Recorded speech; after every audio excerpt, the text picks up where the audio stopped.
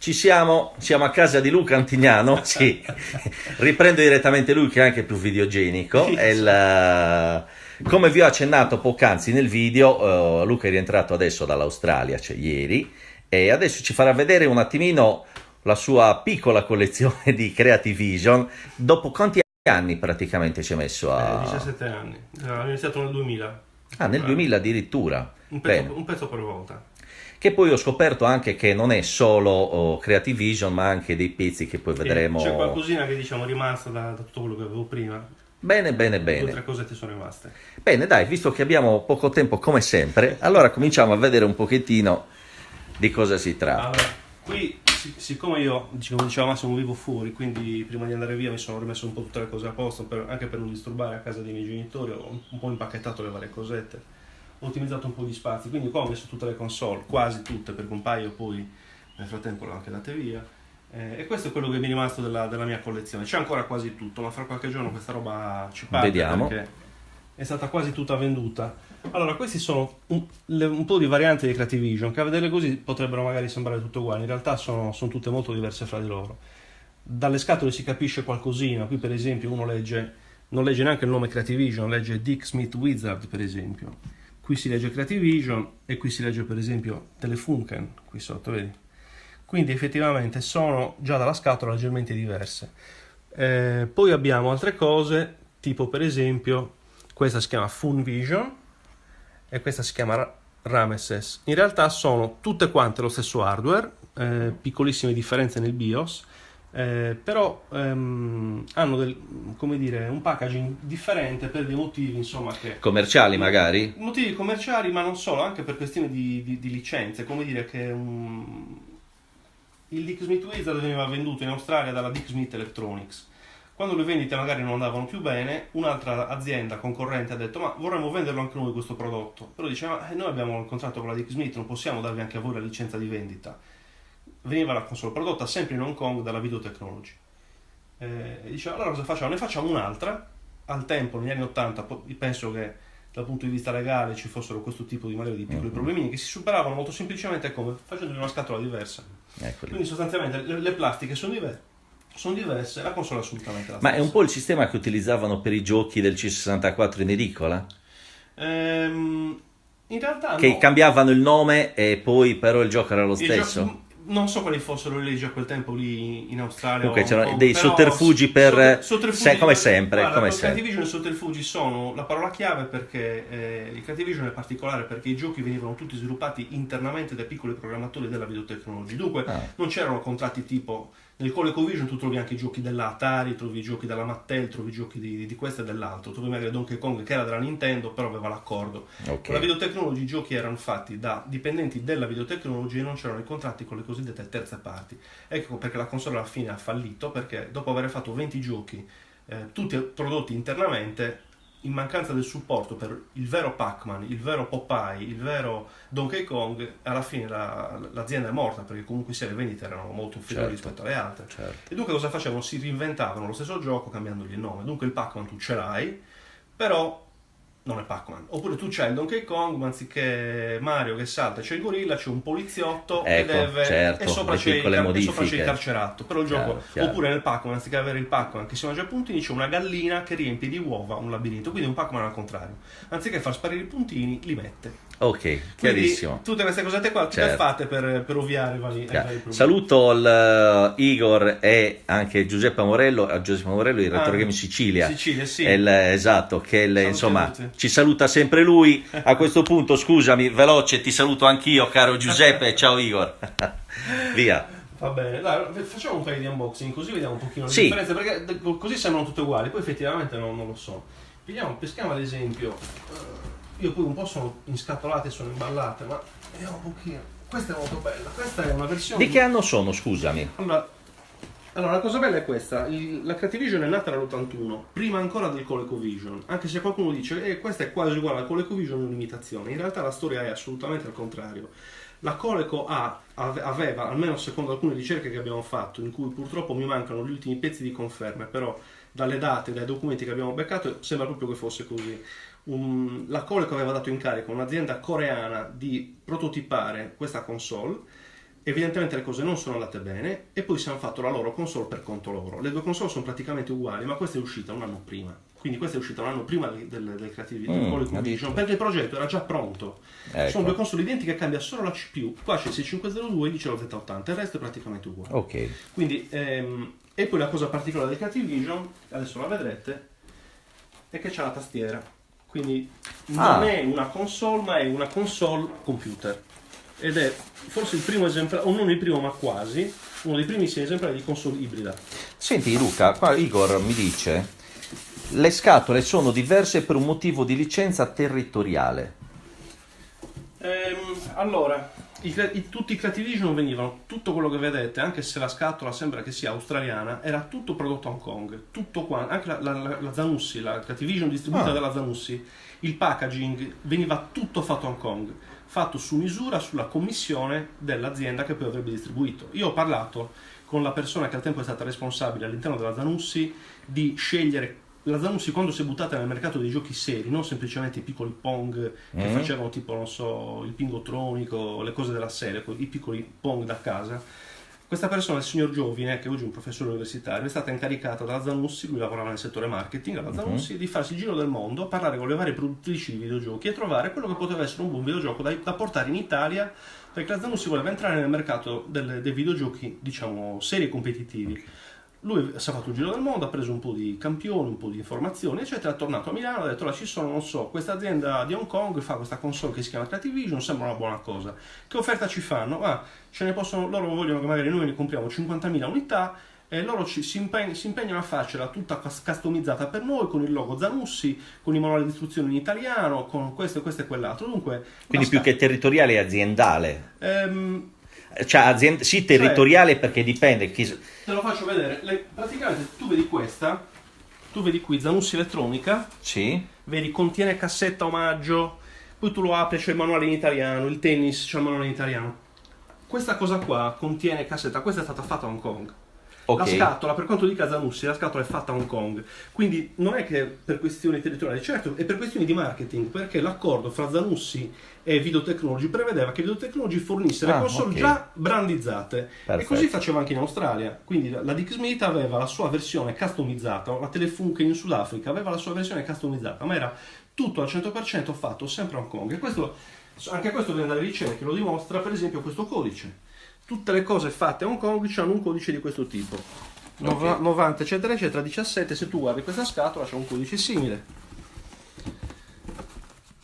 90 0003, sì. 0317, vuol dire che questa è stata fatta precedentemente rispetto a questa. Ok, chiarissimo, è chiarissimo. Infatti Igor dice, esatto, hardware prodotto sempre nel medesimo posto, ma scatole diverse per territorio dove dovevano, esatto, diciamo dove doveva essere venduto, e quindi più che altro poi a livello aziendale, se l'azienda era di un posto, chiaramente era fatto però su misura per l'azienda. Era fatto su misura per l'azienda a partire proprio, ma era stato già proprio stabilito di fabbrica. L'altra cosa che adesso qui non vediamo, sì, versioni Zanussi ce ne sono 3, ce le ho tutte e 3.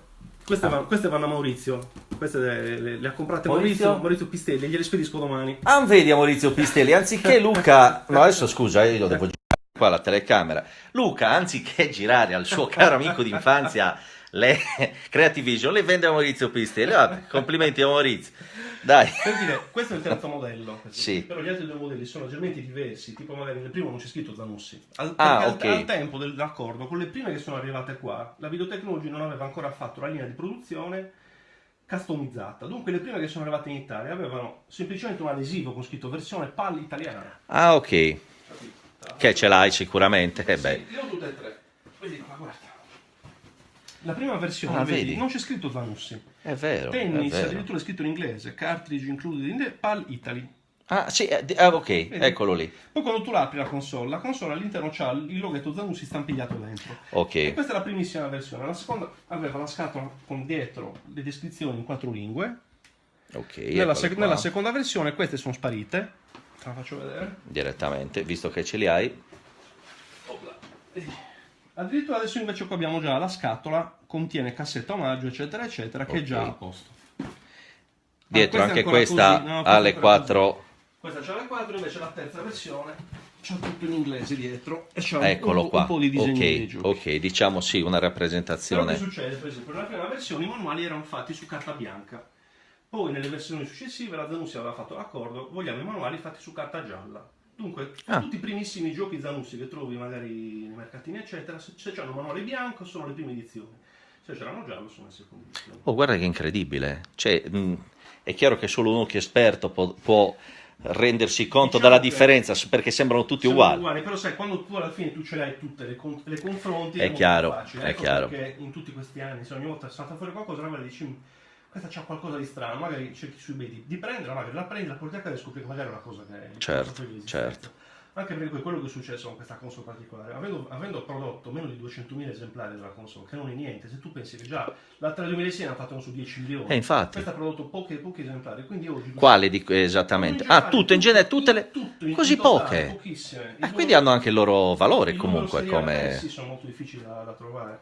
Il numero seriale più alto che ho trovato mi pare sia su 170.000 numero seriale, quindi ne hanno fatto veramente poche. Quindi avendo così poche informazioni, ogni minimo pezzettino di qualcosina che trovi su internet cerchi di capire per ricomporre un puzzle, perché non c'è informazioni. Poi questa roba era fatta in Cina, quindi non ha mai venduto in America non ha mai trovato un distributore, per esempio. Ha distribuito in Sudafrica, in Italia, in Svezia, in Germania, in Australia moltissimo, in America non è mai arrivata, quindi per molti collezionisti americani questi non sanno neanche che cosa sia, e quindi quando la roba non arriva in America difficilmente trovi la quantità di roba, quello quindi è molto difficile veramente riuscire a capire. Ed è per quello bello anche possederle. C'è il pensiero che dopo 17 anni stai dando tutto, lo so, poi è per questioni organizzative. Ormai. Questa roba portarmela lì e poi vabbè, adesso ho visto solo le console, poi c'è ancora tutto resto da vedere. E infatti ne avremo da vedere. Vediamo questo dettaglio che è particolarissimo. Qui noi abbiamo, diventa un computer, ci digiti sopra, oppure tu. I giochi sono fatti tutti in questo modo. Questo è il Pac-Man al contrario, vedi? Ah, quello dove la gallina che depone le uova. Che depone le uova. I giochi contengono sempre queste mascherine di plastica. Tu la infili qui e ti dice se premi qui start, per esempio, e poi tu hai i pulsanti di fuoco e poi giochi. Un po' come il ColecoVision, no? Esatto, lo giri e giochi. Poi la rimetti a posto con una tastiera. Le tastiere si possono togliere e qua ci metti la tastiera gommata, con i tasti di gomma professionale, tra virgolette. Ah, tasti di gomma come quella che aveva lo ZX Spectrum. Esatto. E io poi, vabbè, di tastiere ne ho un paio. Attenzione, perché queste sono le periferiche, quelle sono le console. Queste sono le periferiche, poi qua c'è qualcosa, qua c'è il mio Vectrex, che ormai è rimasto solo lui, qualche gioco elettronico. Qua ci sono, ve li faccio vedere, queste sono una cosa di cui sono molto orgoglioso, la faccio vedere al volo, sono due giochi che ho progettato io su commissione della... Come progettato tu? Sì, questi li ho proprio programmati, mi hanno pagato per fare questo lavoro qua. Quindi questa è una tua creazione? Sì, questi li ho progettati. Questi non li stai dando, chiaramente, a parte a me, chiaramente, che sarà... Me l'ha fatti avere l'azienda dopo averli prodotti, come ricordo, come su vedere. Questa è una gran soddisfazione, complimenti, non lo sapevo. La Micro Games of America, che è un'azienda di giocattoli americana, mi aveva commissionato di progettarli, io ho fatto tutto il design e poi loro hanno tutto prodotto. E poi, chiedo scusa, faccio una piccola pausa. Visto che era così pronto in informatica, in tutte queste cose tecnologiche, ha deciso di fare ingegneria civile. Beh, normale, no? Va, comunque. Perché l'informatica è bella come hobby. Esatto, come hobby, giusto, è giusto. Ho anche vissuto l'informatica per un bel po'. E a voglia, mi ricordo. Questa è la tastiera. Ah, vedi? La metti qui e poi i joystick li stacchi, li metti sempre col Scusa, i bypass. tasti in gomma sono un po'... Sì. Oh, ma guarda che comunque è bella come console, la verità. Tornando a Zanussi, vedi, questa è la scatola in versione International, in cui la ditta stessa ci ha messo degli adesivi neri per coprire il logo Videotechnology. Ah, quindi quello è fatto apposta. Sì, vedi? Qui sarebbe il loghetto Videotechnology. No, non volevo farti vedere.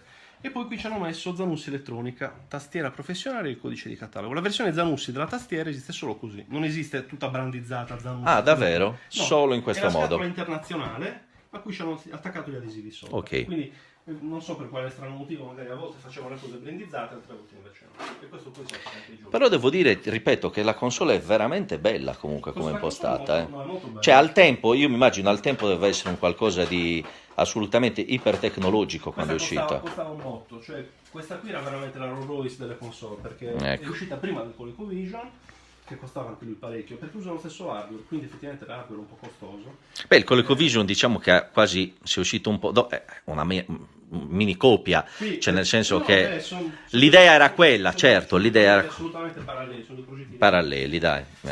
questa costava fare 475.000 lire. Che stiamo parlando? Al tempo, per il 2006 ne costava forse 180.000, 200.000. C'era questa differenza. Sì, molta differenza. Cioè, come pagare un PC adesso da 400 euro a 4.000, 6.000 euro. No, cioè. Magari no, però insomma costava il doppio. Beh, al tempo sono 470.000 lire, nell'83 era Perché nell'83, esatto. Esatto. Costava molto. Quindi insomma la Zanussi non ha avuto grande successo, ha venduto un pochino. Diciamo che qui era l'oggetto del desiderio questa console, mettiamola così, dai. Qua c'è Carlo Sant'Agostino che dice come il ColecoVision, ma prima del ColecoVision, ma dopo Intellivision. Beh sì, molto dopo Intellivision. Beh, ma l'hardware è anche diverso. E l'hardware è decisamente superiore. L'hardware praticamente è la stessa cosa dell'MSX.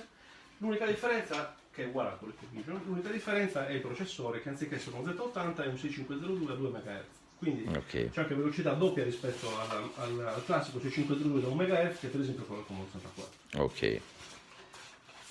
Insomma, qua c'è... L'hardware non era male, poi sai, il fatto di non avere terze parti che sviluppavano giochi, ma magari sempre gli stessi 2 o 3 programmatori che hanno fatto tutti i 15-17 giochi disponibili, alla fine non è stata mai sfruttata. Poi c'è poco da sfruttare, la verità, non è che ci sia niente di... Non c'è questo hardware di chissà quale grande potenza. Quindi insomma tutto questo vendidio va via adesso. Tutto? Sì. È già dato via tutto? Le console quasi tutte. Le console quasi tutte, le periferiche tutte, i giochi un po'. Vediamo per esempio, vediamo la Fanvision che è particolare, non peraltro perché la scatola è diversa, è proprio completamente differente dalle altre. Ma perché è uscita dopo oppure perché è stata fatta per una... Allora, in realtà la Fanvision è ancora un po' misteriosa, perché è stata fatta per il mercato australiano, in cui già regnava la Dick Smith, che era quella che effettivamente aveva la licenza di vendita del Wizard, che sarebbe il Creativision australiano. Questa è sempre fatta dalla Videotechnology, però non c'era un distributore vero e proprio. Questa veniva venduta negli stessi negozi della Dick Smith, cioè tu al negozio di Dick Smith, che era come dire un grande, come dire Euronics, Tronics, sì, del genere, tu ti trovavi quella e simultaneamente questa che costava di meno. Cioè, e i giochi fatti in una versione o nell'altra, in cui i giochi del Wizard costavano X, quelli del Funvision costavano un po' di meno. Ah, proprio, ed era la stessa macchina. Era lo stesso gioco. Adesso ti faccio vedere per esempio, guarda, il calcio. Questo è il calcio per Creativision, quello per il Wizard è lì dietro, vabbè, ma la scatola è uguale. E questo è quello della Fanvision. Disegni diversi. Gioco uguale, disegni diversi e che costava anche di meno. Esatto, gioco identico. Gioco assolutamente uguale. Incredibile, guarda. Sì. Ma guarda la particolarità. Il gioco, il Funvision, la fotografia di dietro, questo qua è un Creativision. Nonostante il Funvision sia diverso anche come plastica. E però avevano messo la stessa foto. Non è possibile. Ma è un po' come avevano fatto per il Commodore Aldi, per caso. Che l'Aldi era lo stesso, erano dei supermercati. No, in realtà il Funvision veniva venduto da Dick Smith perché erano quelli con distribuzione. Cioè, gli hanno cambiato proprio il nome, in effetti. È proprio diversa la console. Oh, incredibile, l'avevano fatta completamente differente. L'altra cosa importante è l'attacco cartuccia. Sì, è come un'altra cosa, è bellina. Ricorda un po' l'Atari a voglia con legno, certo. Vedi, anche questa c'è gli stessi joystick. La cosa diversa è lo slot delle cartucce. Le cartucce di uno non può infilare nell'altro, sono solo le plastiche diverse. La plastica è proprio diversa, non può infilarcela dentro. La cosa che non vi ho fatto vedere, che ho dimenticato del Creativision, molto importante, era appunto le periferiche. Vi ho fatto vedere le periferiche, ma non vi ho detto che cosa sono e perché, e soprattutto dove si attaccano. È vero. Allora, abbiamo visto solo la tastiera per il momento come periferica. Questo pannellino qui si svita una vitina qui, si toglie, si fa slittare, si porta via e questa diventa una porta espansione. Ah, ok. Qui tu ci attacchi il modulo input-output, che non è altro che una specie di porta parallela. Ok, sì. Poi tu ci metti, se vuoi, un altro modulo, espansione di 16K di memoria, ce ne metti un altro e diventa una roba lunga 1,5 metri. Dall'altra parte ci metti gli statori a cassette. Ah, anche? Sì. Quindi, che tu hai? Sì, ne ho 3 o 4. È giusto così. Massimo fare domande stupide. Mi sembrava strano Cecicinio 1. Era insomma, dai. C'è un po' di cosette.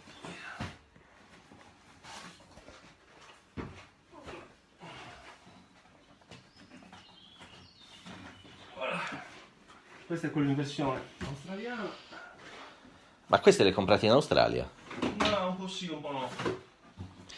Che poi in Australia, com'è il retro gaming? O cioè diciamo la retrotecnologia? La versione sudafricana. Si trovano queste cose in Australia? In Australia purtroppo è successo che qualche anno fa è uscita una legge che favoriva lo smaltimento e quindi la gente è stata invitata a smaltire tutte le cose vecchie e portarle nelle discariche a gratis, e poi chi ha raccattato questa roba, si dice che ci fosse la Apple dietro, che sarà raccattato tutta la roba per farsi i materiali da riciclo. Addirittura? Quindi è molto difficile. La Apple ovunque, però. Così ho sentito dire, poi chi lo sa. La cassettina demo, qui sono dei dimostrativi. Nuovissima.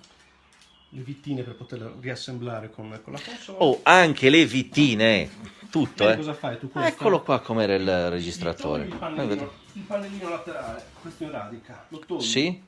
Questo lo innesti e poi il pannellino laterale lo metti a seguito di questa parte qua. Dunque Quindi diventava un'unica macchina così grande, visto? E così anche tutto il resto. Veramente ti facevi una console devastante, era bello anche da vedersi, Perché poi ti ripeto, era molto computer, quindi ovviamente se tu c'hai il registratore a cassette c'hai anche il software non solo su cartuccia ma anche su cassette. Bello davvero, no, non male, non male. Era molto ingegnosa come macchina. Ma com'è ti è nata questa passione per il Creative Vision? È stato un caso, perché è capitato che negli fine anni 90, quando ho scoperto l'emulazione, io andavo all'università e andavo in sala informatica e scaricavo emulatori di questo, di quest'altro, di quest'altro. E mi ricordavo di questa console perché vedevo le pubblicità sui giornali quando ero piccolo. E dicevo, che strano, non riesco a trovare un emulatore di questa console. C'è l'emulatore di ColecoVision, c'è l'emulatore di Commodore, l'emulatore di questa non c'è niente. Tipo, che strano.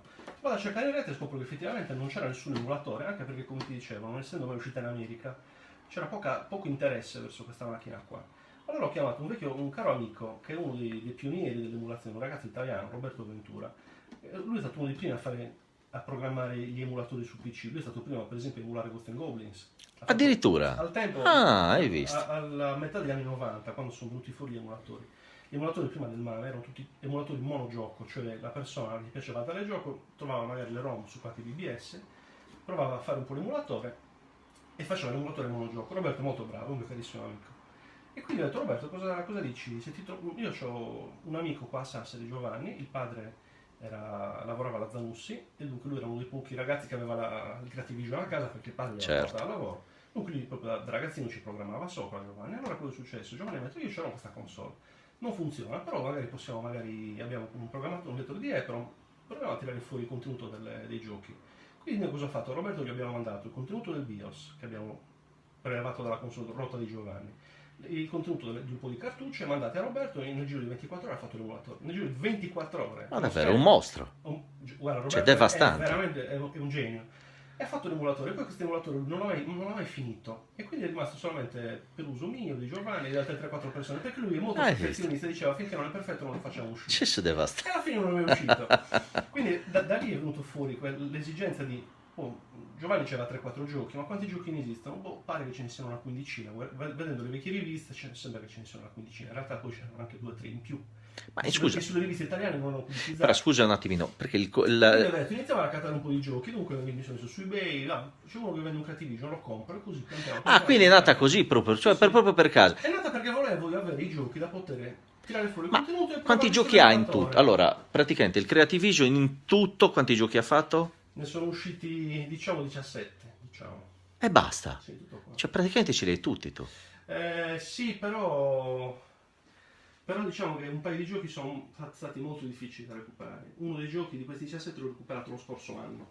Cioè, addirittura 17 anni a recuperarlo. E poi ci sono alcune cose che sono saltate fuori, alcune varianti completamente inaspettate. Tipo, ti faccio l'esempio più stupido, il gioco del tennis in tutto il mondo è uscito con una grafica fatta in un certo modo. In Australia l'accordo tra la videotecnologia e la Dick Smith prevedeva che gli facessero anche un tennis in versione customizzata. Dunque la versione australiana del tennis ha le grafiche diverse, col logo della Dick Smith dietro, per esempio. Micidiale e questa cosa. Così è venuto fuori che di tennis ne ho recuperate 4 versioni diverse. Quindi c'erano più versioni per ogni... Ce ne sono 2, c'è il Pac-Man quello vero, in cui proprio c'è il Pac-Man che si mangia i puntini, che è stato tolto dal mercato subito, perché evidentemente la Namco si deve essere parecchio incazzata. Certo. Allora hanno fatto la versione nuova, quella con la gallina. E così anche il clone di Donkey Kong, la primissima versione che è venuta fuori, non so, 3 anni fa, il nemico principale è un carcerato, perché è un poliziotto che deve andare a beccare il carcerato sulla cima del palazzo. Il primo carcerato era marrone scuro e nero, esattamente i colori di Donkey Kong. Certo, la ma versione guarda nuova è bianco e nero, ed è magro. Oh, micidiale, allucinanti queste cose. Ma scusa, ma e perché non farlo uscire adesso questo emulatore? Col tuo amico non può distribuirlo adesso l'emulatore? Ma ormai non c'è più bisogno, ormai il MAME lo emula, poi un emulatore. Ah, c'è Dopo tanti anni poi è uscito il Funnymook, un emulatore fatto da un ragazzo australiano che poi l'ho preso modificato, un po' potenziato, dunque c'è il Funnymook in giro, c'è il Comunque ci sono. usciti, ma ti parlo del 2000, Ah, quindi insomma, non c'era certo. Allora fammi vedere. Questa è la primissima versione, qua si vede, vedi? Questa è la versione scusami un attimo, È una specie di Donkey Kong, se lo vedi, no? Vedi, c'è l'omino che sale, i barili, che sì, in realtà è qua proprio sono dei copertoni. È che lui sta nel grattacielo lì e Esatto. butta, certo. E butta i copertoni, no? Ok. E invece la versione nuova sono assolutamente uguali, però il nemico Cambia. è bianco, Eccolo c'ha la lì. palla al piede, guarda, perché è un C'è carcerato. su micidiale, sì. La versione vecchia invece era proprio una specie di gorillone. Mi stai dicendo, ok, no, ruota il telefono, mi stava dicendo. Queste sono, per esempio, questa roba qua viene fuori per caso, tu vai su internet e dici, c'è uno che sta vendendo un Creativision con 4-5 giochi, vabbè, c'è magari quel gioco mi manca, lo compri, ti compri, tu poi arrivi e dici, questo sì, questo è il solito Police Jump, poi lo guardi dietro e dici, Oh, ma guarda, piccole. Che confronto con quello Ma vedi, la bella collezione è proprio quella, quando hai Esatto. proprio le varie versioni anche del. Alla fine questa è diventata una collezione, ma non è nata come collezione, è nata proprio dal fatto di voler cercare di creare un archivio, di cercare Certo. a livello di studio. Chiaro. Ecco, perché alla fine il mio studio poi è diventato quello che è il sito internet di Creativemo, dove c'è il Esatto. database con tutte le scansioni, le fotografie, i manuali di istruzioni, gli articoli presi Chiaro. dai giornali che arrivano da tutto il mondo, quindi ogni tanto continuo a ricevere materiale. Diciamo, sì, hai approfondito l'argomento Creativision che molto probabilmente, cioè, ti ripeto, non essendo uscito fuori, era meno conosciuto degli Per me altri. era una Poi 17 giochi in confronto a quelli dove ne sono usciti migliaia e migliaia, chiaramente. 7 giochi compreso il Basic, questo lo vogliamo considerare come gioco perché il Basic non fa parte della console, lo compri come cartuccia. No, questo è bellissimo. Fammi Perché vedere. la console di su non c'è niente dentro. Quindi tu Ah, quindi è stato il Basic, esatto, era una cartuccia a lo metti parte. dentro e accendi Certo. e c'è il manuale qua, vedi. Questa è diversa, è più grossa delle altre perché c'è il manuale. Però dentro. devo dire che hai avuto anche fortuna comunque a trovare dei pezzi messi così bene, perché insomma. Diciamo che anche questa è selezione naturale. Selezione naturale. Ci sono qua delle cose molto curiose. A parte questo, però questo magari lo vediamo dopo. Sempre qualcosa che riguarda. Sì, questo è molto particolare. Guarda, i giochi sono su 2 file qua. Però Quindi sono i 17 giochi più tutte le copie. Sono tutte le varie versioni. Le varie versioni, voglio dire. Queste sono le versioni Sì. international, questa è la Fanvision, queste sono magari quelle tedesche. No, fantastico. Questi sono quelli finlandesi, per esempio, vedi? Addirittura. Hanno un titolo in finlandese, vedi? È bellissimo.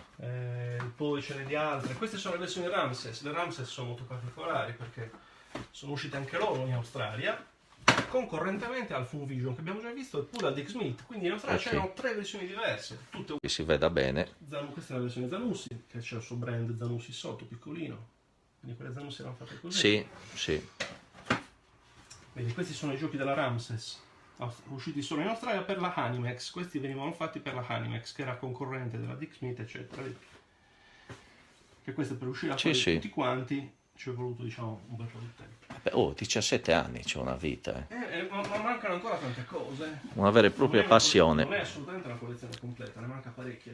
Però fondamentalmente, adesso capisco, amici, la più grande collezione comunque al mondo, alla fin fine come completezza. Credo, perché i collezionisti li conosco, diciamo, un po' tutti, perché comunque facciamo parte di una piccola community molto ristretta e poi ci scambiamo fra di noi le varie liste di cosa uno e cosa l'altro, perché poi ci facciamo gli scambi. Certo. Quindi se io so per esempio che magari becco un gioco doppio, dico questo qua magari se va dito, rimandono meglio, guarda che l'ho trovato, ti può interessare. È bella questa cosa. 10 euro, te lo do e me li rimborsi. corsi, Sì, no, ci aiutiamo tutti fra di noi. Perché aspetta, non no, c'è la competizione. qua ti blocco, perché invece la stragrande maggioranza dei casi è diverso, perché chi ha un qualcosa doppio se lo tiene per sé non si sa mai, ce l'abbia anche l'altro, quindi non va bene. No, diciamo che noi Bello così, no, così è condividere. È una piccola famiglia perché siamo comunque pochi appassionati di questa cosa, certo. quindi io quando trovo qualcosa doppio mi fa piacere. Ma è giusto che sia così, pienamente d'accordo, una bella filosofia. Vediamo qualcos'altro, queste sono delle riedizioni, quando alla fine giochi... Poi mettile lì che altrimenti sto con la videocamera. E queste ne sono uscite, mi credo 7-8, io ne ho solo 6. Cosa sono? Queste sono le stesse cartucce, però riedizioni economiche, diciamo. Quando alla fine, forse io credo che alla fine fossero avanzate in magazzino un po' di cartucce vere e proprie, ecco, hanno creato queste mica... ma avevano finito le scatole. Ecco. E quindi hanno fatto queste scatolettine piccole dove dentro non ci sono neanche più i cosi di plastica per i joystick, c'è solamente il manuale. Proprio super, via. super economiche. Sì. Le dava magari così giusto per svuotare il magazzino. Queste sono molto rare da recuperare, queste piccolette. Immagino. Sono state molto difficili da... Anche perché sicuramente essendo dei residui di magazzino erano anche di meno. Era diciamo la fine del cattivismo, quindi... ormai praticamente la videotecnologia poi si è evoluta e si è messa a fare computer veri e propri. Cioè, certo. Poi i computer che anche loro di successo più o meno scarso hanno fatto di buono un clone dell'Apple II che si chiama... addirittura? Sì, che si chiama Laser 3000. In Australia lo chiamano CAT 3000, è proprio un clone dell'Apple II. E quella è stata forse la cosa di maggior successo che hanno fatto a livello di computer. La videotecnologia oggi è ancora viva, è una delle più grosse aziende cinesi, non di cinesi e di Hong Kong. Davvero? E cosa tratta? Loro fanno giocattoli educativi, sai, i portatilini per i bambini, sì, oppure i telefoni giocattolo, ma sono il proprietario è tipo la terza persona più ricca del mondo, qualcosa di addirittura. La persona più ricca del mondo. Non l'avrei mai detto. Non l'avrei mai detto. Fanno telefoni portatili, casalinghi, tipo quelli da Brondi per esempio. Esiste ancora, però hanno cambiato target. Bello. Sono passati ai giochi educativi. Quindi sì, complimenti davvero. Hai una... Ti faccio vedere qualcos'altro di particolare. Per esempio, queste sono delle cose un po' curiose. Questa è espansione di memoria. Questi sono i soliti mobili. Guarda che cosa questa enorme. L'ho comprata una. Io questa ho avuto conferma che esisteva per davvero 2 anni fa. Fino a 2 anni fa io ancora ne sentivo parlare, ma finché non la vedo non esiste. È pubblicizzata, invece alla fine, eccola qua, è veramente esiste. Micidiale. Espansione di 16K di memoria, tra l'altro totalmente inutile perché il Basic del Creativision non gestisce l'espansione di memoria. Perfetto, quindi insomma a cosa ti serviva? Avrebbero dovuto fare un Basic diverso. Ok, è stata fatta prima là e poi non hanno fatto il software. Esatto. Però vedi, era proprio tu l'attaccavi da questa parte, esatto, poi dall'altra parte usciva di nuovo per le cartucce. L'unica cosa è che questa non te ne facevi assolutamente niente. Solamente di 16K ne vedeva solo 14, 2K li perdevi. Diceva si può addirittura espandere quanti 16K, non si sa per fare. Vabbè, il progetto era quello. Poi questo cartone. Queste sono anche molto curiose, ce le ho anche messe un po' meglio. Queste sono le cosiddette shipper, i shipper box. I giochi non venivano spediti dalla fabbrica alla Zanussi a 1 ma in mini confezioni con 4 giochini dentro, sigillate, e poi come facevi a capire? Tu facevi l'ordine, mi mandano 10 copie di Pac-Man e 20 copie di Donkey Kong. Allora ti arrivava il pacchettino e questo numero qui ti identificava cosa c'era dentro. Dunque tu ricevevi l'ordine, dicevi cosa c'è qua dentro, ma ci sono 4 pezzi di 800196. 800196 controllavi il listino, ma questo è Sonic Invader, che sarebbe lo Space Invader. Okay. Oh, incredibile, anche le scatole in cartone. È fatto proprio uno studio, si vede. 276. Questo è il Music Maker. Cesso micidiale. Ma no, la mia curiosità è che tu hai queste perché lei acquista. Ma chi è che si è conservato queste scatole? È stato un miracolo. Un tipo che ha preso un lotto di roba da qualche magazzino, si stava vendendo i giochi singolarmente su eBay, e ha detto, ma guarda che c'è anche le scatole, per caso tu stai vendendo 50 copie del suo gioco? Sì, c'ho le scatole, stai buttando, scusa, vendimele. Non è possibile. Te l'ha vendute proprio? Beh certo, non si butta mai niente. Beh certo. Però vedi, queste per esempio, tra l'altro aveva una scatola in particolare che era ancora sigillata, con dentro 4 copie di Space Invader. Gli ho detto scusa, ne hai ancora una sigillata? Per caso sì, vendimi quella sigillata, te la pago a parte. Dunque ne ho una nascosta qua, che è ancora tutta sigillata, non so per cavolo sia. Scusate, è un poco organizzato, comunque insomma c'è una scatoletta di là che poi ancora tutta sigillata con il fatto. No, ma Luca, che dire, è una cosa incredibile, veramente hai tutto. Ecco, no, sono curioso di vedere cosa c'è in questa. Faccio vedere questo e poi anche questo. Tutta la parte cartacea. Questo è quello che più veramente si attiene alla fase di ricerca delle informazioni. Qui c'è praticamente un po' tutto lo scibile cartaceo possibile. Libri di programmazione, usciti in Australia. Primo libro di programmi. Ciao Vincenzo, saluto Vincenzo che sta andando via. Ah, ok, ciao Vincenzo. Vedi, listati da digitare, cose che facevamo anche noi col Commodore 64. Sì, mi ricordo. Hai visto che è il... Questi li hanno fatti uscire solo in Australia. Vedi, c'è qua il prezzo, eccetera. Oh, Wizard, sembra la Zap, no, sembra la rivista, la grafica della rivista Zap, no? È vero, sì, sono io. Vedi, libro di programmazione, qui ho anche parlato con l'autore di questo libro. Hai fatto proprio una vera e propria ricerca, Le basi del BASIC, questo libro è uguale, questo è lo stesso libro, però questo è brandizzato Wizard, questo è brandizzato Fanvision. Ah, ok, È lo stesso libro, vedi, stesso sempre autore. lo stesso discorso. Ci sono delle belle cose come i volantini pubblicitari. Anche questi si è riuscito a beccare, ma questo è della Ramses. In teoria, guarda, doveva uscire il modem, non è mai uscito. Questo è quello dei Wargame, tipo Wargames. Beh sì, dove appoggiavi la... Guardate, scusa un attimino. Adesso mi metto alla luce. Nel film Wargames, vedete dove si poggia la cornetta? Adesso non si vede bene, ecco, forse così si vede. Incredibile. Ma esiste quindi il prototipo, almeno esiste? Esiste il mock-up, cioè quello di plastica sostanzialmente. Esiste la plastica, hanno fatto la fotografia e poi chi lo sa. Quello sarebbe bello possederlo. Allora, in effetti c'è una cosa che è successa ai Activision, che è una roba, una periferica molto importante, che è il convertitore ColecoVision. Ed esiste davvero. Cioè è un oggetto che tu colleghi al Creativision, però ci metti la cartuccia del ColecoVision sopra e giochi quei giochi del ColecoVision sul ColecoVision. Esiste una cosa simile anche per Atari. Cioè tu dal ColecoVision per esempio c'è il modulo Atari e giochi di Atari 2006 per esempio. Oppure, non ricordo male, se anche sull'Intellivision potevi giocare i giochi Atari con un modulo simile. L'avevano fatto anche per il Creativision. In effetti l'oggetto esiste, però quando è stato finito e completato non è stato commercializzato per il Creativision, ma per il Laser 2001, che è un computer derivato da Creativision, che lo ha sostituito praticamente. Certo. Ed è un vero computer, effettivamente. Adesso qui non l'ho più perché l'ho venduto qualche mese fa. Ah, qui avevi anche quello? Qui. Avevo la versione finlandese, si chiama Salora Manager.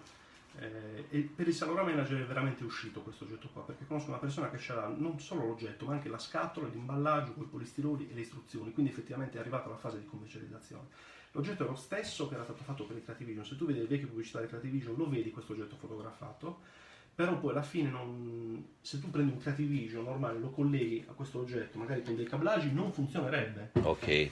Perché l'ultima cosa che è successa al Creativision, prima di essere completamente dismesso di produzione, è stata fatta una seconda versione hardware, che si chiama Creativision Mark II, che ce l'ho qua, e lui veramente è diverso a livello interno. Cioè qui hanno proprio cambiato i cablaggi. Creativision Mark II, ok, Laser 500, addirittura è stato un momento in cui lo spacciavano come un vero computer. Laser è la linea di computer. Di computer, ok. Quindi lo spacciavano per Laser 500, in effetti non è assolutamente un computer Laser 500, che è anche un computer diverso, esiste Laser 500 ma è proprio diverso. È ok. Quindi gli avevano provato però a sbolognarselo le ultime copie in questo modo qua. Questo è diverso, se tu qui gli connetti l'adattatore del ColecoVision, qui funziona perché ha un hardware alla parte, ok, quella parte l'hanno cambiata. E quindi quello sono riusciti a sistemare. Comunque effettivamente ci sono questi oggetti di hardware che non sono mai usciti, oppure come in quel caso è uscito davvero, però poi lo hanno adattato per farlo funzionare sull'Asia 2001. Anche lui è un computer che ha venduto poco, per cui anche di questo oggetto qui. Qua Igor Maggiorelli dice che quel sistema modem esisteva anche per Atari e altri computer all'epoca. Anche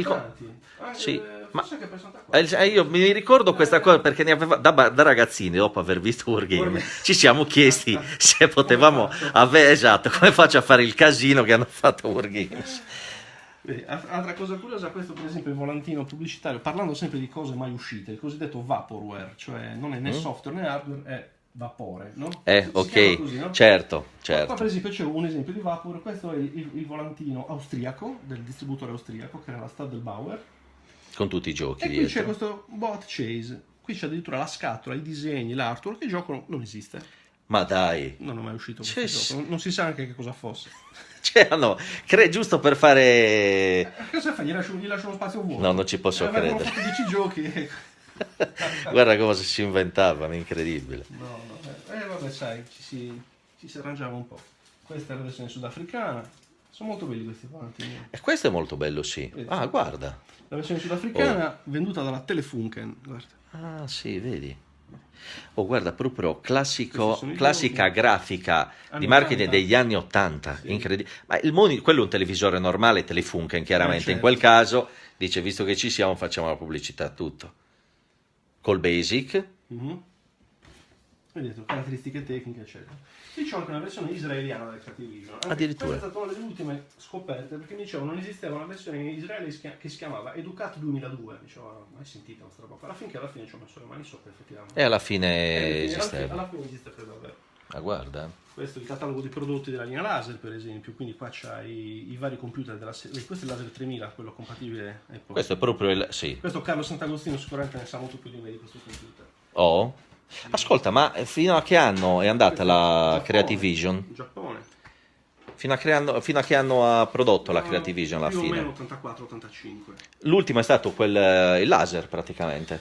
Poi è stato, sì, quelli è stata l'ultima versione, prima Ho di capito. smetterlo. Vedi, questo è il volantino italiano, Zanussi, che tra l'altro è anche molto bello, guarda. Si apre Sì, chiaramente il ten...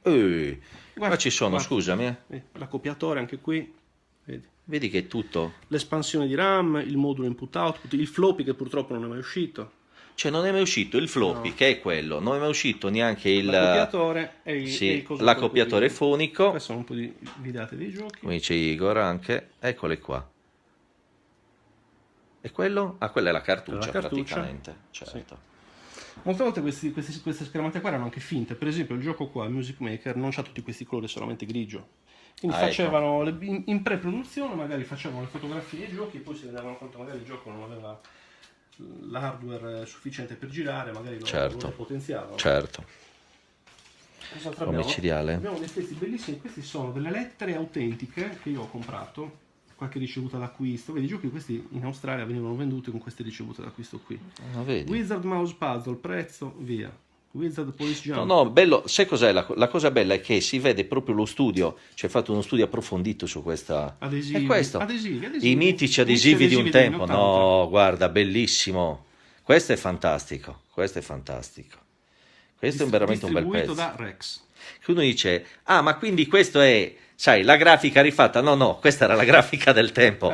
Questa è la grafica originale, quindi, insomma, vedi, bellissimo. Cos'altro abbiamo qua? Qua abbiamo delle lettere di un amico strano che purtroppo è morto qualche anno fa.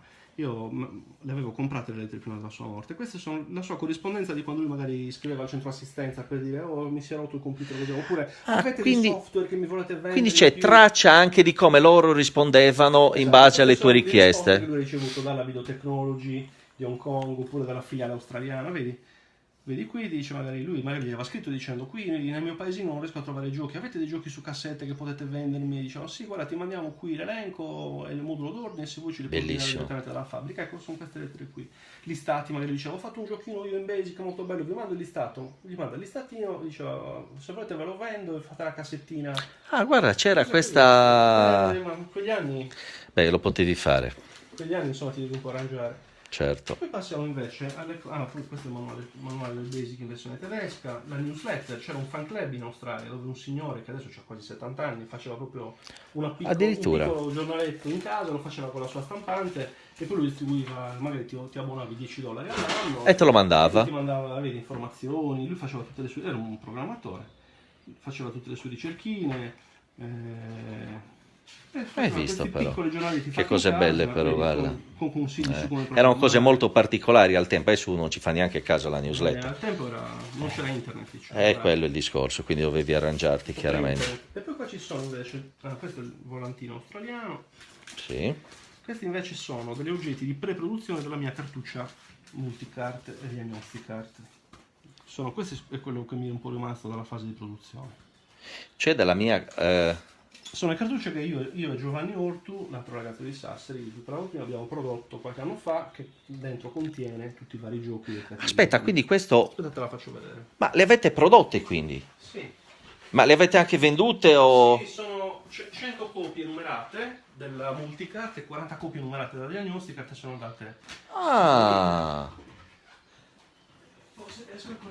Avete prodotto anche cartucce? E chi ve le ha prodotte, scusa, per curiosità? È tutto fatto qua a Sassari. Anche la plastica. Le plastiche abbiamo fatte fare in Cina. E quello volevo sapere, cioè, ce la fa...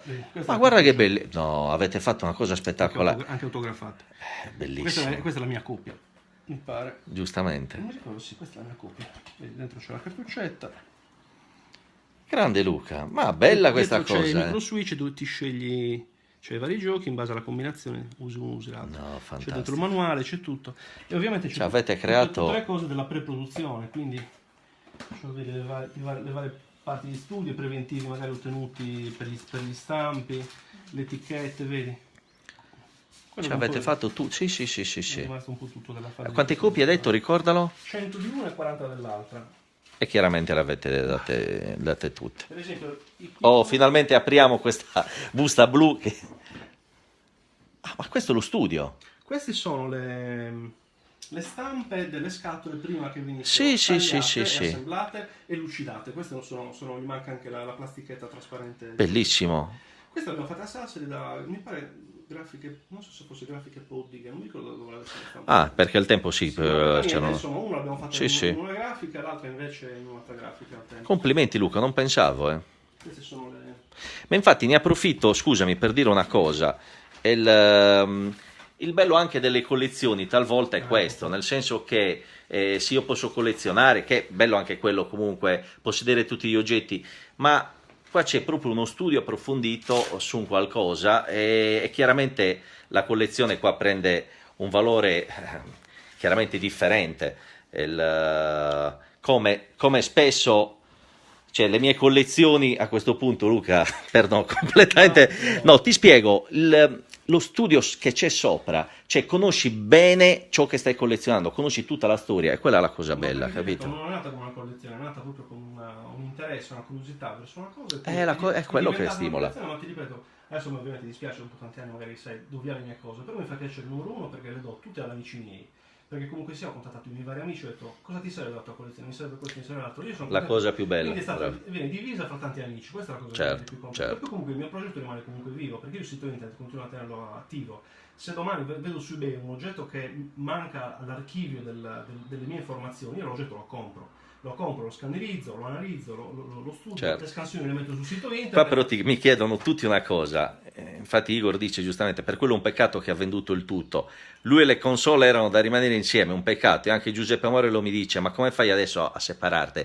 In effetti il fatto di separarti un po' ti crea problemi, oppure ormai li hai vissute talmente tanto che il fatto di sapere che vanno i tuoi amici ti lascia sereno, dai, ti agevola. Infatti è proprio così, cioè, a parte che io ho vissute per modo di dire, perché effettivamente io non le ho neanche mai usate, cioè nel senso che per me era più veramente un fotografare, un memorizzarle, aprirle, controllare se erano diverse dalle altre. È uno studio, è proprio così, quello che si chiama reverse engineering. Io poi sono ingegnere, per cui a me queste cose qua mi interessano ancora, magari ho proprio la tendenza, per cui per me era proprio lo studio. Poi metterle via, metterla da parte perché sai, ne trovi un'altra, la confronti, ce l'hai già pronta. Però diciamo che sono arrivato al punto in cui ormai faccio magari 2 acquisti all'anno. Difficile che io magari vada su eBay o comunque tramite i miei canali riesca a trovare qualcosa che mi serve ancora. Chiaro. E quindi alla fine poco mi cambia. E poi comunque ho una vita all'estero, questa roba qua rimane qua. Rimarrebbe qui se... Che cosa ne faccio? Esatto. E diciamo che dandola degli appassionati rimane viva, bravissimo, ha un senso. Però io vorrei, scusami Luca, io devo assolutamente far vedere questa cosa qua. Perché io me la ricordo perché qua riguarda il Commodore 64 e mi ricordo quando ero ragazzino che insomma con Luca giocavamo col Commodore 64 un giorno sì e l'altro pure. Quindi parliamo di una cartuccia che insomma gli appassionati la conosceranno sicuramente. Aspetta, ho girato la videocamera inutilmente, eccola qua. La cartuccia OMA col tasto reset che salvava il tutto. E lo switch famoso. Non so se la conoscete, commentate, dite la vostra, ma la cosa più assurda è che da buon collezionista Luca ha anche il buon manuale dell'OMA, che io non avevo mai visto in vita mia. Sì, l'avevi visto. No, non ci avevo fatto caso. Guarda direttamente alle cose pratiche. Ti spiego come funziona. Sì, incredibile. Cioè, l'hai conservato. Perché poi la cosa curiosa è che era proprio strano da usare questa. Dovevi mettere la levetta in una posizione quando accendevi, perché doveva restare come dire in pausa. Normalmente, se invece dovevi utilizzarla in una certa fase, come funzionava? Tu caricavi il gioco che volevi, serviva praticamente non a sproteggere i giochi, non li sproteggeva, però serviva a fartene una coppia. Perché tu il gioco magari te lo caricavi su cassettina e ci stavi una vita a caricartelo, magari il gioco era anche originale, protetto, eccetera.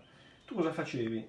Questo qui era il cosiddetto freezer, non era una cartuccia di protezione, cioè lui cosa faceva? Congelava il 64 nel momento in cui tu prendevi il pulsante, il contenuto della RAM veniva immediatamente fermato e tu muovendo la levetta magari dall'altra e riprendendo il pulsante mettevi un floppy vergine e tutto il contenuto del computer veniva salvato sul floppy. Incredibile. Da quel momento tu col floppy potevi giocare. È incredibile, esatto. esatto. Il caricamento, esatto. le istruzioni, tutto quello che c'era prima. Quindi è una cartuccia freezer. Questa viene molto prima di quelle che poi sono state le action replay, la MK5 che ce l'ho dentro, l'MK6 eccetera, in cui proprio effettivamente potevi proteggere le cose perché avevi un editor binario, potevi farti la grafica eccetera. Sai cosa mi ricordo? Mi ricordo una cosa che noi usavamo regolarmente che alcuni però non conoscono, cioè lo conosco, gli appassionati lo conoscono tutti, il clipper, te lo ricordi? Praticamente compravi il floppy singola faccia, doppia densità, e col clipper facevi l'altra tacchetta all'altra parte identica, diventava doppia faccia, doppia densità. Esatto. Chi non c'aveva il clipper lo faceva come me con le forbici. Esatto, bravo, ci appentavamo alla grande. Guarda, benissimo, e questo? Questi sono gli ultimi pezzi della produzione delle cartucce. Questa è la primissima prova di stampa della scatoletta. Dunque io cosa ho fatto? Ho fatto il design tridimensionale della scatola. Per ottimizzare i costi, la scatola è fatta con uno stampo unico, un tubo ripetuto dall'altra, quindi come dire fatto a specchio, le scanalature sono fatte a specchio. Praticamente lo stampo è uno, poi tu ne stampi due di questi oggetti, li metti insieme e si incastrano alla perfezione e poi c'è la cartuccia. Così mi sono risparmiato di fare anziché due stampi. Chiaramente. Quindi alla ditta cinese gli ho dato l'incarico di fare lo stampo, ho fatto un modello tridimensionale, gliel'ho mandato, loro mi hanno mandato una prova di stampa. Questa è una delle prove di stampa che avevamo fatto, l'ho anche tutta marchiata. Visto che la qualità era buona, gli ho fatto ok, mandatemi altre 200. E via, e avete fatto il tutto. Qui ci sono, per esempio, i acetatini eccoli là. della basetta. Guarda cosa c'è dentro. Posso chiederti quanto ti è costato il tutto? È una questione di curiosità. Fra stampa, diciamo, questa è la schedina. Eccola qua. Questa l'avevamo progettata da Giovanni ha dato tutta la parte hardware, merito suo. Complimenti. E niente, di queste poi abbiamo fatto stampare 200-300, quelle che servivano, insomma. Mi ricordo cosa è costato. Metti che noi abbiamo venduto le cartucce a un prezzo popolarissimo. Scusate, lo faccio vedere bene per Igor Maggiorilli, che lui è un esperto di elettronica oltretutto, quindi mette in posizione. Ma Igor, vedendo queste cose, si mette a ridere perché dal punto di vista hardware c'è molto poco, è la cosa più semplice del mondo da realizzare, anche perché poi va a micro switch, per cui non c'è nessun software particolare, è molto semplice da progettare. Quindi a livello di costo? Guarda, mi ricordo che avevamo venduto le cartucce pochissimo in proporzione a quanto l'aveva? Perché tu di solito quando compri queste cartucce multi, tipo di solito c'è solo la cartuccia o magari solamente la basettina senza neanche la scatoletta. Questo è proprio un package completo. Vabbè, per passione l'avete fatto, per quindi. Passione, no, di sicuro non per farci guadagno. Le abbiamo vendute mi pare a 44 euro una, fai 100 copie, quindi abbiamo venduto a 4.400 euro totale. Metti che ne avessimo spesi 3.200-3.300. Quindi proprio il guadagno è stato praticamente nulla. No, il guadagno certo. non era fatta per guadagnare. Però alla fine è stata una gran soddisfazione, Lu. In prove di stampa. Esatto. Beh, era più il fatto di voler fare qualcosa, era più la sfida, dai, è stato il divertimento della sfida. Beh, diciamo che in questo modo anche voi siete diventati parte integrante comunque del mondo della Creative Vision, perché così avete contribuito in maniera attiva, pratica. Beh, diciamo, volevamo sfidarci, fare una cosa. Vedi, anche Igor dice che non ha importanza, giustamente, se è banale, è pur sempre un gran bel progetto, perché comunque il progetto è bellissimo. Cioè ricreare un qualcosa completamente, non stai parlando solo di software, stai parlando anche e soprattutto di hardware. Cioè stiamo parlando, ragazzi, hanno riprodotto la scatola con dentro la cartuccia, è un progetto fantastico, Luca, non bello.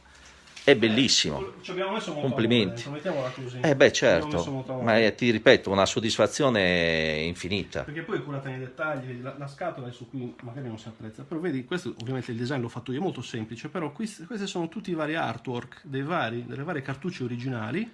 Vedi, riportati piccolini, fatti, vedi, Sì, rappresenta, come dire, una nuova alba vedi? Esatto, una nuova alba. E beh, bello, sì, rende l'idea benissimo. Dietro, vedi, questa c'è la fotografia che riproduce quella che avevano negli altri questo era il mio videogiochi. schermo LCD. Questa è una foto della mia console con la mia tastiera, con il mio schermo del No, tempo. no, fantastico. E la chicca che solo chi aveva Creativision poteva apprezzare in realtà è questa. Ovvero? Questo qui è un finto menu per selezionare i giochi che ci sono dentro. Però i giochi tu li selezioni con gli switch, per cui non c'è nessun menu.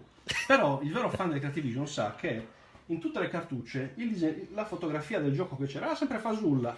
E per Quindi... cui Ma io ho scoperto adesso che c'erano fotofasulle in videogiochi. Cioè, adesso me l'hai detto tu, perché non pensavo neanche. Qualche volta erano veri, qualche volta. Il più bello di tutti è il gioco pubblicizzato che poi non esisteva neanche. Quello è fantastico. Eccolo qua, vedi? Questa è curiosità del Basic. Basic version. Allora, la cosa fondamentale del Basic è questa. Il Basic, quello uscito per davvero, lo schermo è nero e i caratteri sono verdi. Quindi già questo c'ha lo schermo verde con i caratteri neri. È già una modifica. Ma poi se tu ti leggi il listato, ma fa ridere. È tutto sgrammaticato. Questo listato, in effetti non... il listato non vuol dire nulla. Lo stavo guardando adesso. Non significa assolutamente niente. Input dopo print ok. In memoria di queste videate fasulle, cioè facciamo la cartuccia è direttamente chiaro. Bellissimo, fantastico. E qua invece cosa hai messo?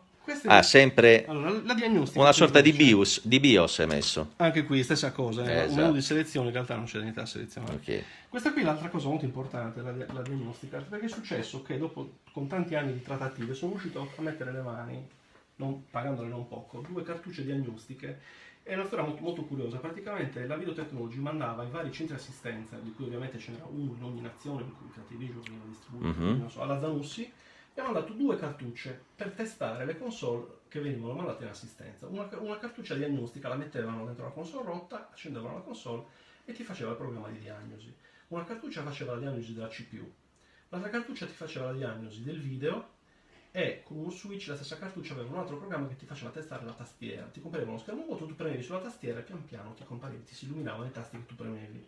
Queste cartucce ci ho messo tanti anni a recuperarle. Alla fine, quando le ho recuperate, ho tirato subito fuori il contenuto. Le abbiamo recuperate dopo aver fatto la multicartuccia, quindi non c'era tempo per inserirle dentro. Ci è avanzato un po' di materiale della vecchia multicartuccia, abbiamo ancora un po' di schedine elettroniche che ci sono avanzate, abbiamo ancora un pochino di gusci di plastica, usiamoli e facciamo una seconda produzione. E quindi abbiamo fatto una produzione, il numero 40 è dovuto al fatto che abbiamo ricevuto 40 preordini, quindi questa è stata fatta su preordine. Quindi proprio su preordine. Sì, perché comunque avevamo pochi pezzi avanzati dalla produzione precedente, per cui non potevamo stare a ordinare nuovi stampi, nuove cose. Abbiamo fatto ovviamente le scatole nuove. Poco che avevamo. L'altra cosa che non è mia, questa è per esempio una produzione diversa, questa è una roba eccezionale che secondo me chiunque abbia un Creativision dovrebbe comprare. Questa l'hanno realizzata un amico tedesco e un amico scozzese che fanno parte appunto del nostro piccolo forum. Questa è una cartuccia che trasforma il Creativision in un Laser 2001, perché l'hardware è lo stesso, dentro c'è qui però il basic del Laser 2001 che è il suo successore, e in più con un'interfaccina audio come questa la colleghi nella porta del registratore a cassette.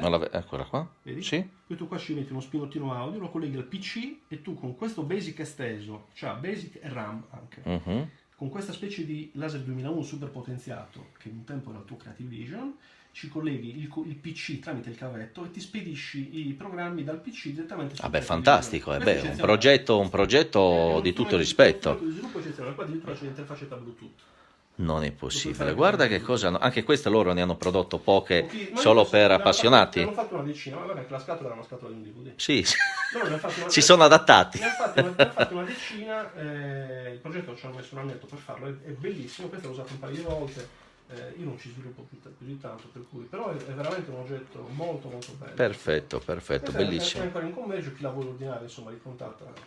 Chiaro. Questo qua Maurizio Pistelli. Maurizio Pistelli, adesso che avrà dei Creativision nuovi di zecca. Cosa vi posso far vedere? Qua abbiamo un coso autocostruito. Per non rovinarmi, i trasformatori erano molto delicati dei Creativision, quindi per evitare di rovinarli erano molto miniaturizzati e non riparabili. Allora ne ho costruito uno per conto mio. Qui cosa abbiamo? Qua abbiamo un po' di cassette.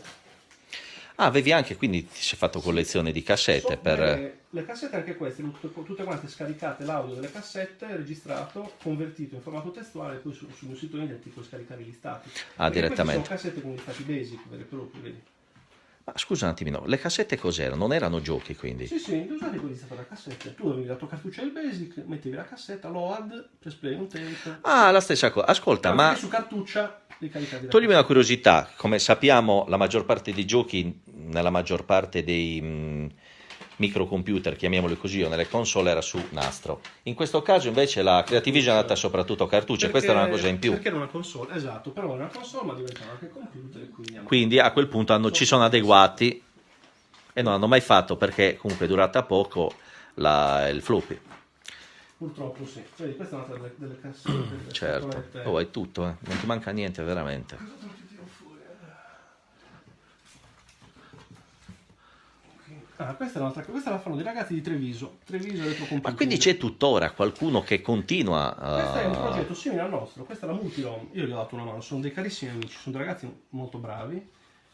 A Multiron dove ci sono praticamente all'interno vari giochi all'interno di Come la una... nostra, però come la quando la vostra. nostra è uscita di produzione, comunque c'era gente che continuava a chiedere, allora Francesco e Paolo si sono messi dati da fare, hanno fatto Certo. un progetto che è praticamente una cartuccia molto simile alla nostra. Questa Certo. è un po' meglio della nostra, sicuramente meglio dal punto di vista del contenuto, anche se vabbè, graficamente non sono confrontabili. Chiaro. Ovviamente ha un package più Certo. completo. Questa è molto bella a livello di contenuto perché contiene le cosette in più del Creativision che io sono riuscito a trovare dopo che è stato Dopo, finito il ok, nostro progetto. ok. Dunque il famoso Donkey Kong con il cattivone marroncino, piuttosto che il tennis con la grafica leggermente diversa che al tempo in cui abbiamo fatto la nostra cartuccia ancora non avevamo scoperto e così via. C'è Simona, mia moglie, che ti saluta. Grazie. Oh ciao, sono buon viaggio e buona vacanza. Basta, poi... Perfetto, e basta Luca. Poi c'è il mio Vectrex che è un ricordo. Ma quello lo dai, ma dai tutto? No, il Vectrex penso sia l'unica cosa che terrò. Vedi, questa Ok. è la cartuccia, queste sono sigillate, queste sono Certo. 4 copie di Space Invaders.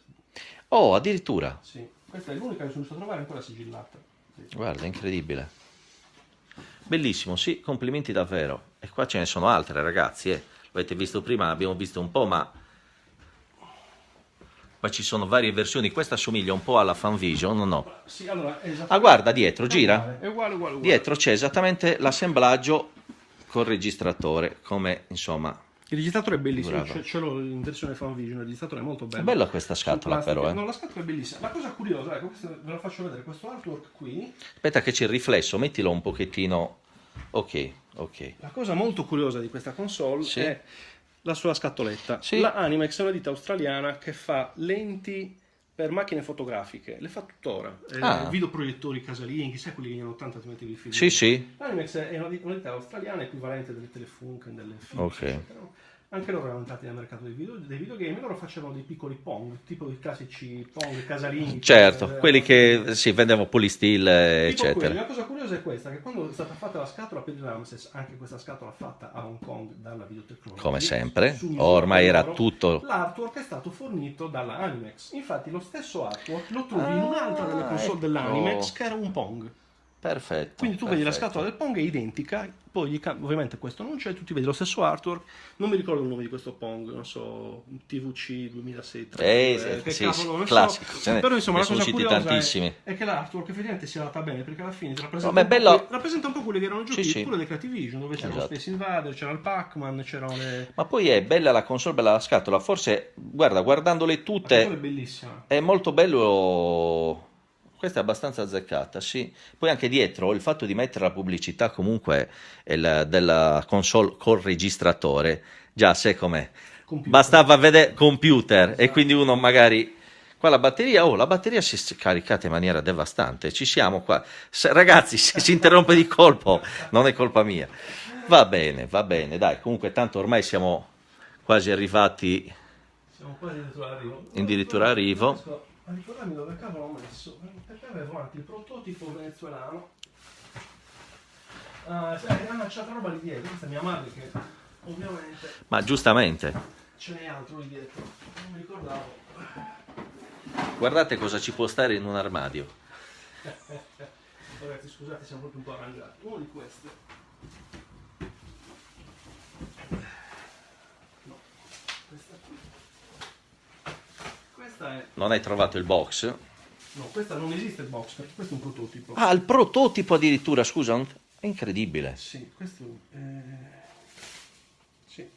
Adesso vabbè, se la tolgo fuori. Dai, non ti preoccupare, Allora, comunque aspetto dell'altra. c'è un prototipo e non è stato mai messo in commercio, quindi. La storia di questo è particolare. Creative Vision è uscito solamente in versione televisiva PAL, quindi per il mercato. Ecco perché Sì. la versione famosa americana, non esistendo la versione americana, in America usa un sistema TV NTSC. Praticamente quando tu compri un Creative Vision vivi in America o c'è un televisore PAL oppure non riesci a usarlo.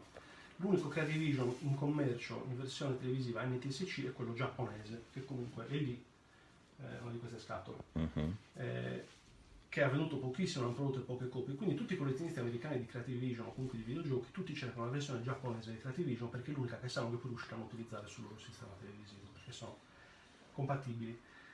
Quindi cosa è successo? Nel momento in cui la Videotecnology cercava di trovare dei distributori anche in America, sai, in America esiste ancora il CES, il Consumer Electronic Expo, una roba del genere, adesso non ricordo l'acronimo, però insomma la classica fiera dei computer si è sempre fatta in America, la facevano una o due volte all'anno. Nell'83, e ho anche poi dei documenti che lo provano, la Videotecnology è andata a esporre in America, pur avendo una console che non era fatta per il mercato americano, perché loro la producevano solamente in versione PAL, quindi funzionava in Oceania, in Europa, in Sudafrica, a Israele, per dire, quindi però ok. non c'era la versione televisiva americana, però loro dovevano esporla al CES di, credo fosse a Chicago quell'anno, non ricordo. E quindi cosa hanno fatto? Hanno fatto un prototipo in versione NTSC. Appositamente per... guarda. L'hanno fatta appositamente. Allora, sicuramente l'hanno fatta, perché loro l'hanno esposto e ci sono dei documenti che mi sono stati mandati.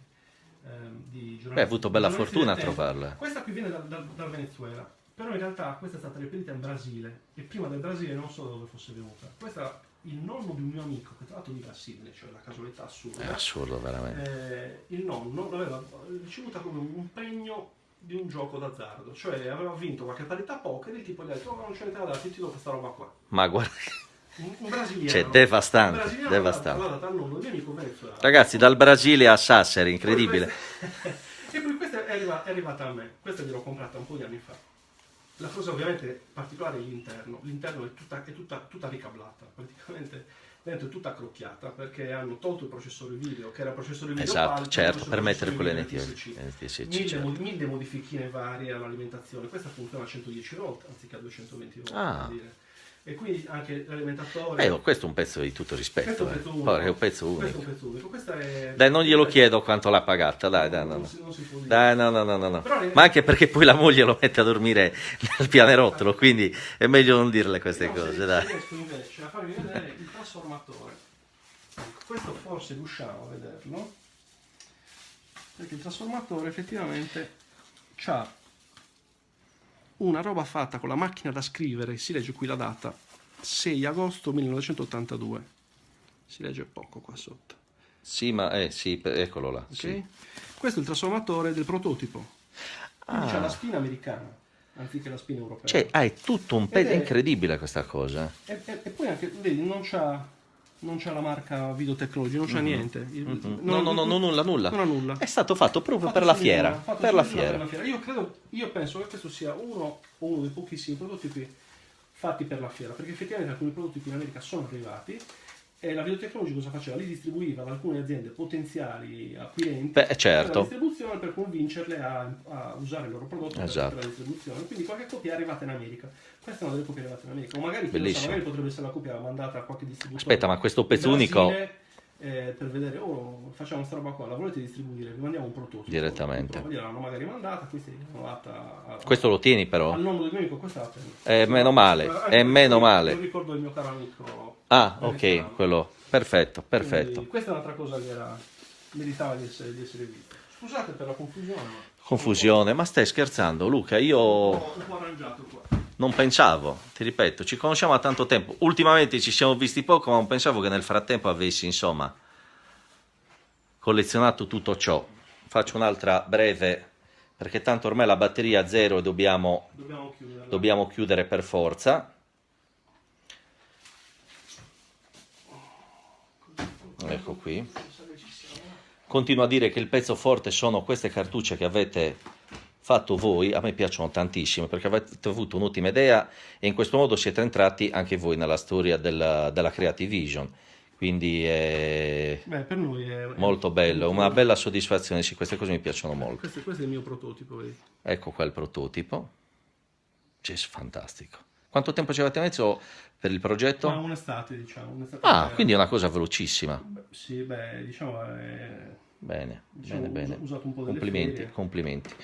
Bene Luca, noi qua dobbiamo chiudere perché la batteria ormai è arrivata alla fine.